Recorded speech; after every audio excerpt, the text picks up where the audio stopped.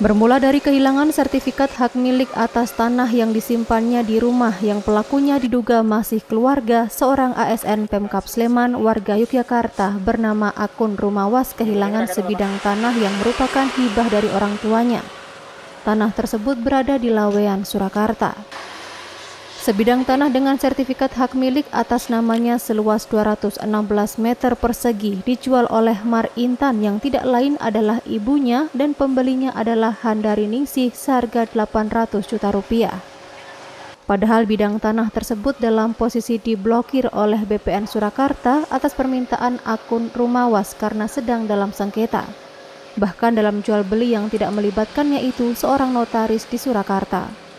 Kasus yang telah berjalan selama 13 tahun tersebut hingga saat ini belum ada penyelesaiannya. Terkait kasus pidana di Polda DIY, Saudari Handari Ningsih sudah ditetapkan sebagai tersangka dan terkait kasus penggelapan atas SHM nomor 543 dan terkait laporan kami di Polresta Surakarta terkait memasukkan keterangan palsu dalam akte otentik dokumen PBJB saat ini masih dalam proses penyelidikan oleh penyidik Polresta Surakarta dan keterangan ahli. Akun selain menggugat secara perdata, kasus ini juga dilaporkan pidananya ke Polresta Surakarta dan saat ini masih dalam tahap penyelidikan. Yang kami gugat adalah pembatalan pengikatan jual beli. Dikarenakan tanah tersebut masih atas nama saya, tercatat blokir BPN dan masih terjadi sengketa di pengadilan. Objek sengketa di mana, Mas? Objek sengketa ada di Purwosari, Kota Surakarta.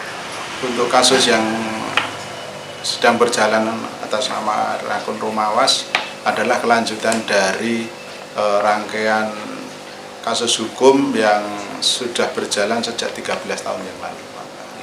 Untuk saat ini beliau melaporkan terkait adanya dugaan menempatkan keterangan palsu atas pembuatan PBJB untuk transaksi jual beli tanah. Akun berharap kasus yang telah bergulir sejak 13 tahun lalu itu segera selesai dan bidang tanah yang sebelumnya telah memiliki sertifikat hak milik atas namanya dapat kembali. Widi, RBTV.